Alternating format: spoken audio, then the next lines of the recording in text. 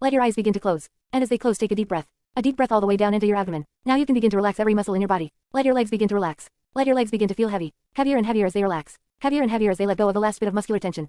Your legs are becoming more and more heavy and they relax. Like heavy lead pipes. Imagine them as heavy lead pipes. So heavy and relaxed. Your arms too are becoming more and more heavy. Heavier and heavier as if they had become heavy lead pipes. You feel gravity pulling them down. You feel your arms letting go of the last bit of muscular tension.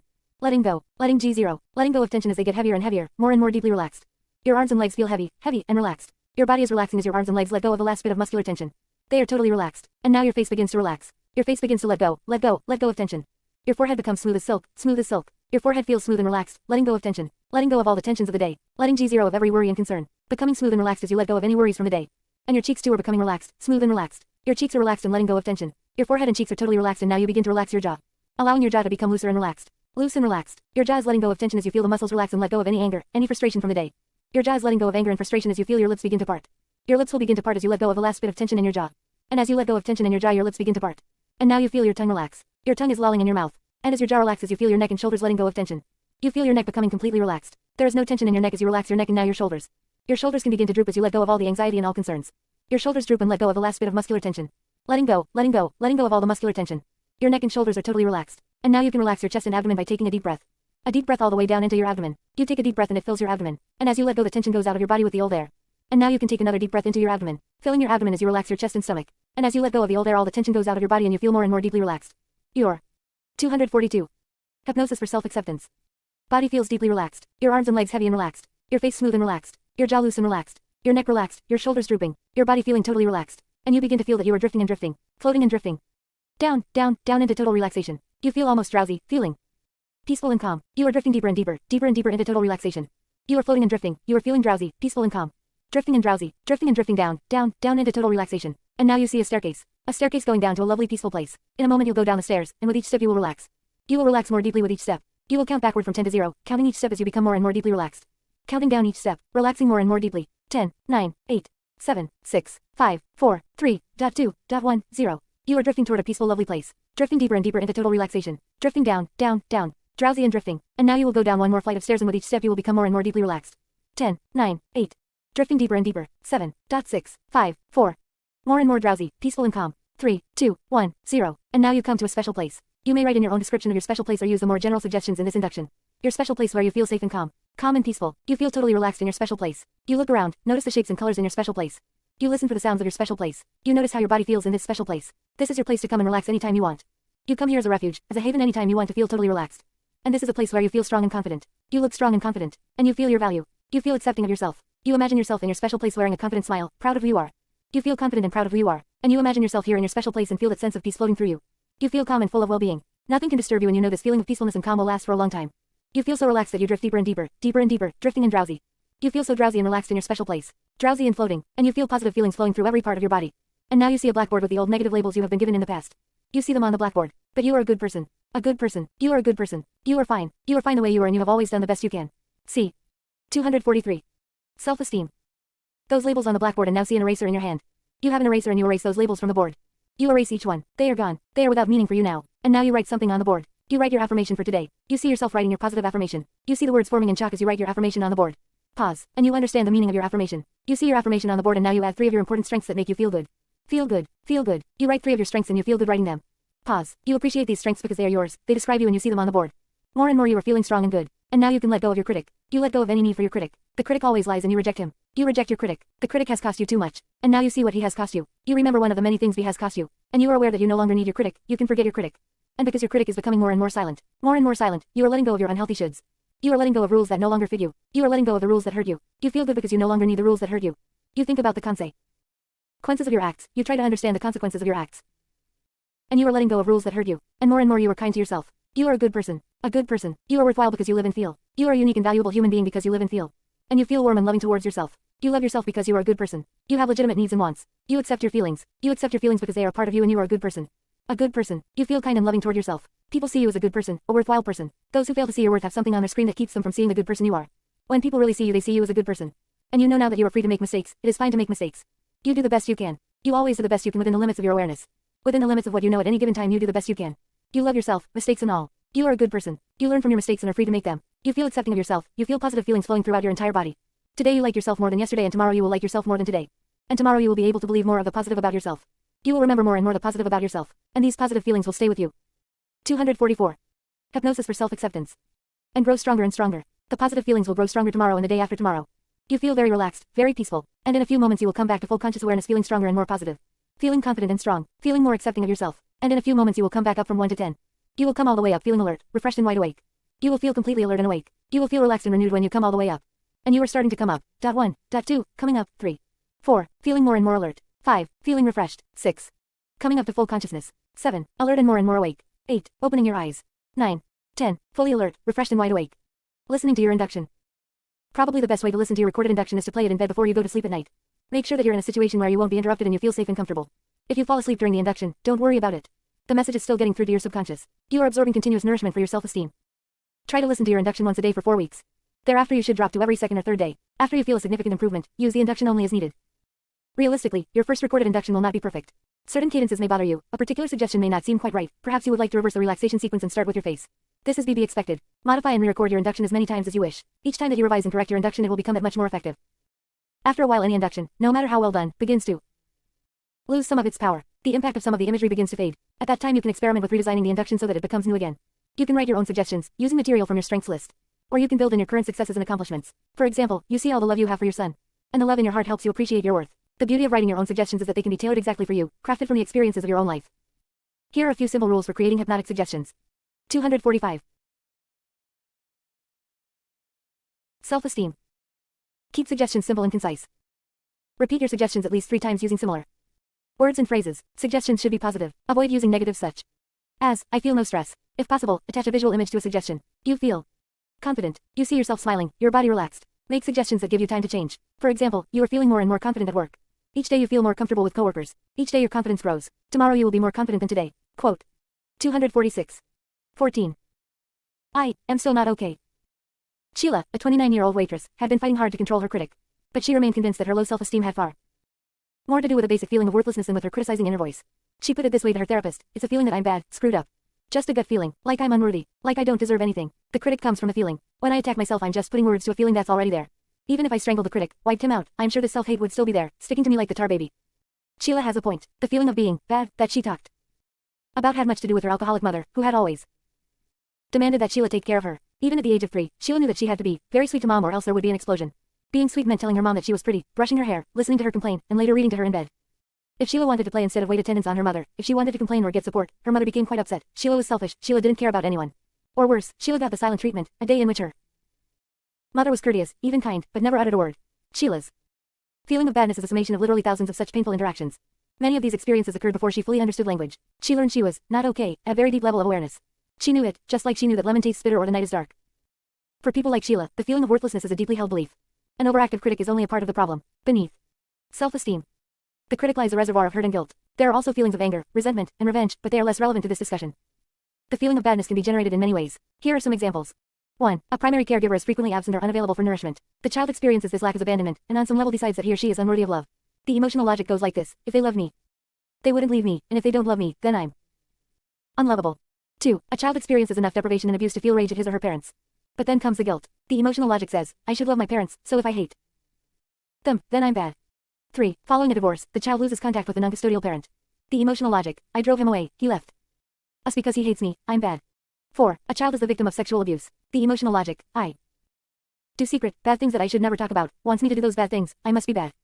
5. A child is the victim of extreme or capricious punishments. The emotional logic, I must be very wrong for them to hurt me like this. 6. A child is criticized severely for a broad range of behaviors or aspects of appearance. Dad always says I'm too fat, I must be ugly. Mom says I'm lazy, lazy people are worthless. 7. A child is forced to support a highly depressed or narcissistic parent. Anything that the child does to meet his or her own needs or to function independently triggers an extreme rejection. The child learns, my needs are bad, my feelings are selfish. The most significant contributor to an early feeling of wrongness is the sense that one has somehow been abandoned. There are many ways a child can get this message, but once received it has enormously destructive impact on a sense of self. Abandonment, either physical or emotional, feels life-threatening to a child. It's terrifying, and for this awful thing to happen, something must be wrong. Few children are able to see that the fault does not lie with 248. I'm still not okay. Them. Abandonment is experienced as a staggering punishment for an unspeakable crime. A special vulnerability. People who have grown up in family situations like the ones described above have a special vulnerability. Those early experiences have a lasting resonance that can intensify any current trauma. The old feeling of badness has the effect of amplifying even mild hurts into a devastation. For example, if someone gets angry at you, you have the automatic response that you're dead wrong. For an instant, you have a sinking feeling of worthlessness. You have to shut the feeling off quickly by denying it or by getting angry yourself. Almost any painful event can trigger the "I'm not okay" feeling, the loss of a relationship, being criticized, or feeling pushed away or ignored. A small mistake or failure can be blown up to the size of Everest. Sometimes the feeling of being controlled or discounted can hook into the "I'm bad" belief. Loneliness or even simple boredom may confirm your basic wrongness. On some level, you may feel that you deserve pain, and having it proves how bad your crimes have been. It's as if you're carrying an awful secret, the knowledge that beneath your social mask is a person so psychologically disfigured that no one could stand seeing the real you. But you live in constant fear that they will see you, that through some mistake or lack of adroitness on your part they will catch a glimpse of the worthless person inside. If someone gets angry, criticizes, or pushes you away, you sense it is because they have seen the person inside and are rejecting him or her. And that new hurt is intensified by all the early ones. No matter how small the current trauma, it is a reminder of that. Times as a child when you felt rejected or abandoned and came to believe you were to blame for it all. Protecting against the pain. A basic feeling of wrongness puts you in the constant danger of feeling a great deal of pain. One harsh word can do it, one look of annoyance, one noticeable error. You need protection. The problem is that minor defenses such as putting it out of your mind or arguing back to the critic don't always work. The pain is simply too great. You try reasoning it through, telling yourself it's a small thing, telling yourself that everybody gets annoyed once in a while. But the reasonable voice gets drowned out in a flood of wrongness. Underneath. 249. Self-esteem. Everything is that empty, lonely place where you feel worthless, and you are afraid of falling into it. The fear gives you an intense need to save yourself, to protect yourself from those feelings in any possible way. Enormous pain requires massive defense, the psychological equivalent of the Maginot Line. There are three major kinds of defenses. 1. Running away. This defense includes drugs and alcohol. Various forms of avoidance, and emotional isolation. 2. Attacking others. You block the feeling of being bad without a directed rage. 3. Attacking yourself. You block the feeling of being bad within a directed rage. The first two defenses are obvious ones, but the last one seems outwardly absurd. How can attacking yourself block a feeling of worthlessness? The answer is that you attack yourself in the hope of achieving perfection. The underlying belief is that if you just beat yourself up enough you will finally correct your flaws and atone for your sins. The whole self-attack is an exercise in denial, denying the terrible fear that you will always feel as worthless as you do now. While you rage at yourself, you are maintaining a kind of omnipotent fantasy that everything you hate in yourself can be fixed, and that when you have literally beaten yourself into shape, the feeling of wrongness will finally be gone. This self-flagellation actually relieves pain. You're so focused on identifying faults and zealously mobilizing yourself for a psychological overhaul that the deep feeling of not being okay gets masked for a while. Addicted to your defenses. You can become addicted to psychological defenses in the same way that people become addicted to alcohol. Initially the defense helps to anesthetize some of the deeper levels of anxiety and hurt. Because it works and you can count on it, you return again and again to the same coping strategy. After a time, you are willing to tolerate very little of the original anxiety or hurt before resorting to your defense. In the same way that an alcoholic turns again to the bottle. Over and over you run away, attack others, or attack yourself at the first sign of that feeling of wrongness. The remainder of this chapter will focus primarily on the defense of self-attack. This is because self-attack has a more directly toxic effect on your self-esteem than the defenses of running away or attacking others. While running away and attacking others damage. 250. I'm still not okay. Your relationships to family, friends, and coworkers, attacking yourself damages your basic identity. One of the most basic human problems is the unwillingness to face certain kinds of pain. This is quite understandable, but in the end, the defense proves more painful than the original feelings you ran away from. Addiction takes its toll. The short-term pain relief creates destructive patterns that undermine your relationships and your self-esteem. The alcoholic feels better after a drink, but production falls off at work, he loses energy for his kids, and his wife grows tired of watching him pass out. It's the same with self-attacks. You feel better while your acute sense of badness is paradoxically obscured by a witch hunt for your flaws. Over time, however, you are further destroying your self-worth. And when you fail to be more perfect, when the worm does not become a butterfly, it seems to prove all the negative things you always believed about yourself. The addict faces reality. You cannot recover from an addiction without facing the truth. At AA meetings, men and women stand up to talk. They begin by admitting, I'm an alcoholic. You are addicted to your defenses. You are addicted to self-attack. You must admit this before anything can change.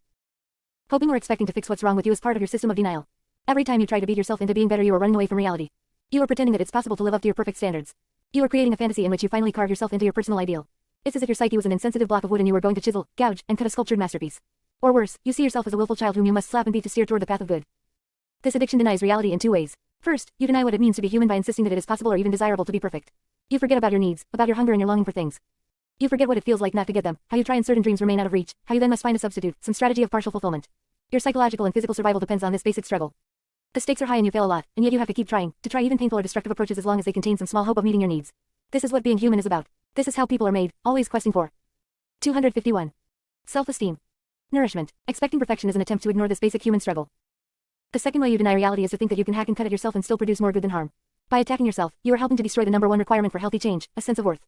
When you feel good about yourself, you feel motivated rather than depressed, you feel more attractive and socially competent, and you feel strong enough to take risks and try new things. Self-attack actually reduces your capacity for change, for trying, for reaching out. Far from pushing you to do better, it exacerbates your sense of helplessness. Seeing the consequences.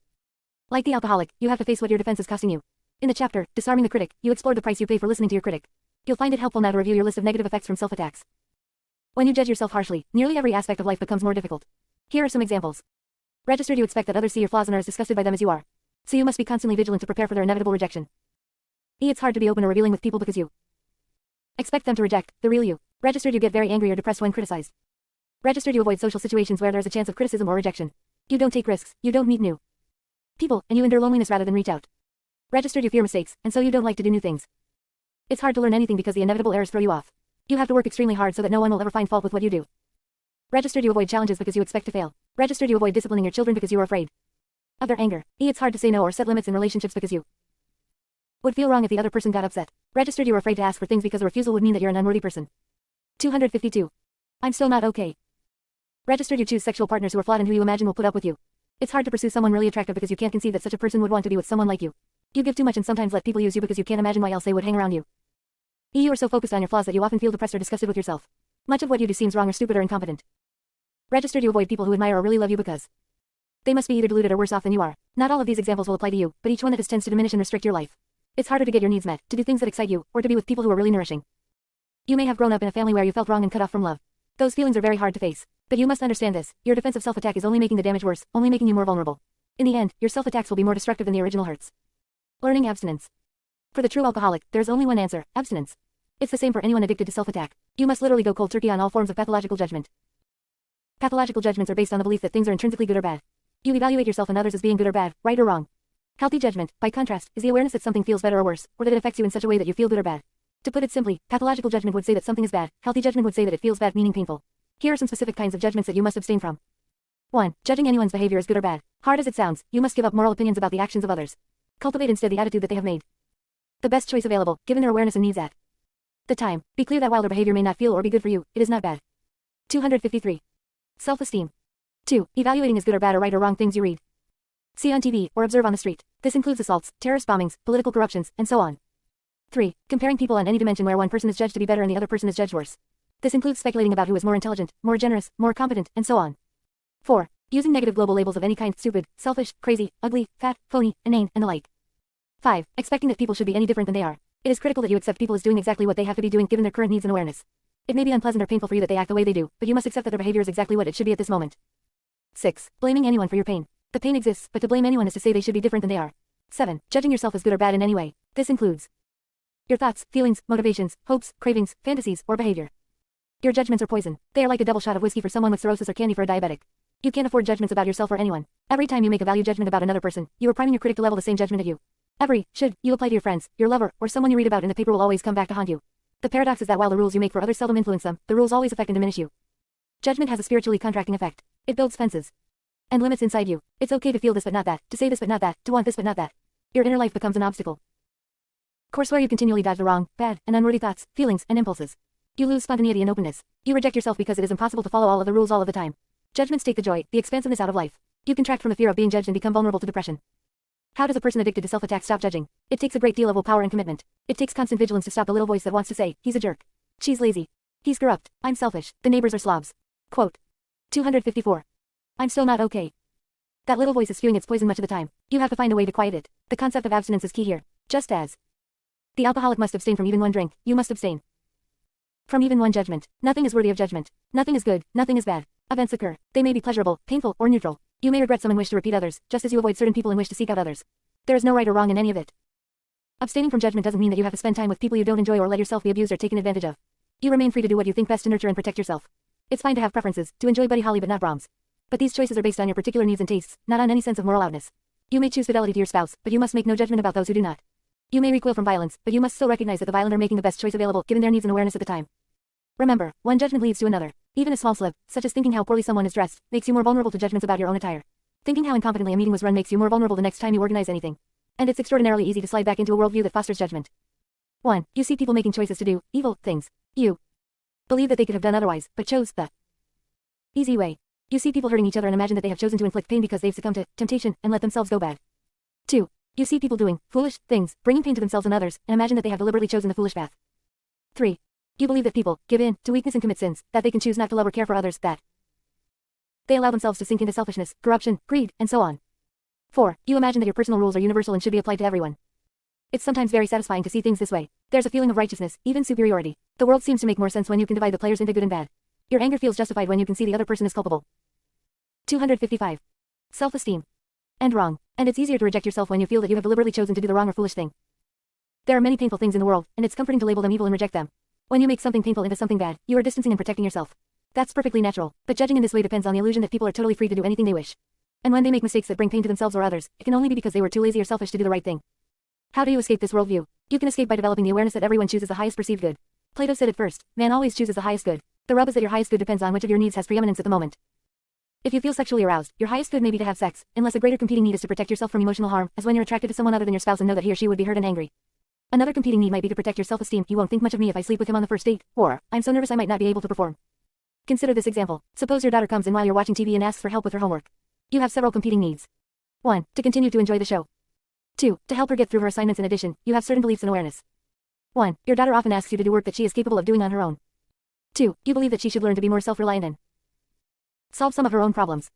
3. You also believe that a parent should always be ready to help a child. Your highest good will depend on which of these needs and awarenesses is most powerful. In the end, your need to enjoy the show and your belief that your daughter should be more self-reliant may prove strongest. It's irrelevant whether your beliefs and awarenesses are true or false, or how your decision will affect your daughter in the long run. You can only act on the prevailing needs and awareness you have at that moment in time. 3 months later, when your daughter brings home a ghastly report card, you may 256. I'm still not okay. Decide that you were mistaken to withhold help, but what happens later cannot be known while you are making your decision. Here's another example. Suppose you and a friend are at a party. Nearly everyone else is a stranger to you, and you feel the need for more support and attention from your friend.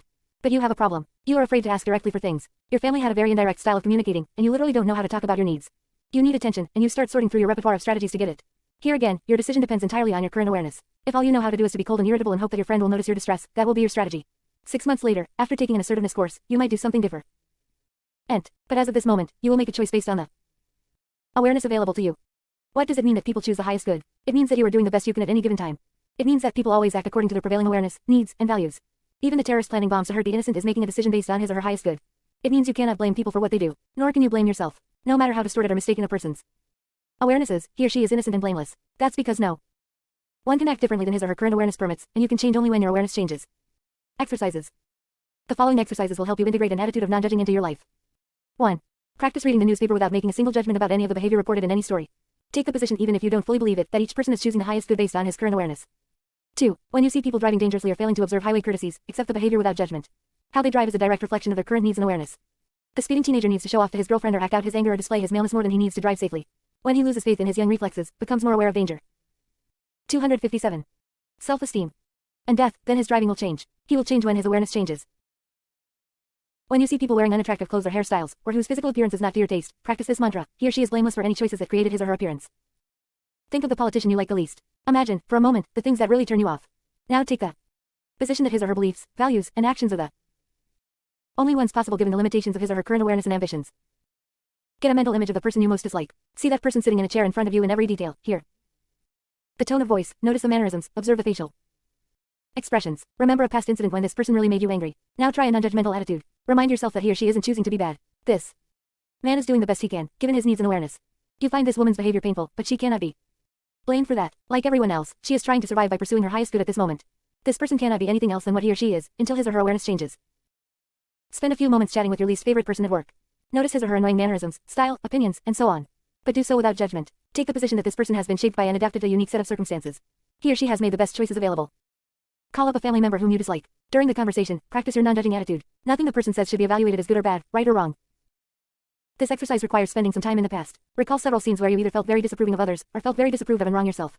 Relive these scenes step by step. See the action unfolding, but this time experience the events without judgment. Remind yourself that everyone chooses the highest good, everyone makes the best choice available. Try to understand how the person's needs and awareness shaped his or her choices. 258. I'm still not okay. Strive for a compassionate view of your own needs and choices. 9. When friends gossip about and judge others, resist the temptation to join in. Mildly suggest that so-and-so isn't so bad, and excuse yourself from the group. Facing the pain. When you abstain from judging, you will notice some important emotional changes. For a while you will be more consciously aware of that basic feeling of wrongness. Judging is your defense against the fear of falling into the pit, that empty, worthless place inside. Without judgment, you cannot use anger at yourself or others to obscure these feelings. Just as the alcoholic has to learn to stop using his habit to run away from his feelings, you are learning to stop escaping the feeling of wrongness with judgments. But it means having to face the pain. Obviously this is easy to say and very hard to do. The pain can be enormous. But the only alternative to facing pain is avoiding it, and that strategy has already cost you too much. Facing pain is a skill. If you know how pain works and how to cope with it, your actual encounters with it will be less overwhelming. When you're in a lot of pain, whether it's a toothache or the worthless feeling, the pain dominates your attention and becomes the only thing that matters. It's hard to remember a time when the pain wasn't there, and hard to imagine being okay again. It's as if pain erases both the past and the future. All you care about is now, and now seems unbearable. This peculiar ability of pain to dominate your attention masks its true nature. Pain is never static or unremitting. Pain comes in waves. Perhaps the best illustration of the oscillating nature of pain is grief. A sense of loss foams up, a feeling so intense that one cannot imagine an end to it. But then, after a time, a numbness comes, a period of calm and relief. Soon numbness is replaced by another wave of loss, and so it continues, waves of loss, calmness, loss, calmness. This is the natural cycle of pain. As soon as you reach an overload, your emotions shut off, you literally stop feeling for a little while. These waves continue, with smaller amplitudes and longer Rest periods, until the hurt finally eases. 259. Self-esteem. The body reacts to physical pain in exactly the same way. One man who had severely burned his hand described his reaction in this way: the pain was so intense I wanted to scream. But after a while I noticed this strange thing. The pain would shut off at times, maybe for 10 or 20 seconds. And then it would start again. It got very regular, so that I could look forward to when it shut off. Then I could rest. I found I could tolerate the pain because I knew there were these little breaks. Both your body and mind have natural mechanisms that dampen pain for periods so that you get a chance to catch your breath. Understanding pain means that you anticipate these rest periods and use them to take breaks from the pain. Your not okay feeling has exactly the same oscillations as any other kind of pain. It comes on so intensely that all you care about is escape. But if you face the pain, you'll notice that soon enough the wave passes. In between waves, you can remind yourself of your coping mantras. You can remember that you've endured this feeling before and that eventually it passes. You don't have to attack yourself or anyone else, because soon the worst of it will be over. The important thing is not to be fooled by the immediacy of pain. Don't get caught in thinking, it will last forever. Can't stand it. Use, instead, the coping thoughts. It will pass. No, I can wait till the wave passes. This feeling comes from early hurts. It has nothing to do with my true worth. Can feel like I'm bad and still be good. Floating past the pain. Facing the pain means not defending yourself with judgments, but it doesn't mean that you can't protect yourself in other ways. Aside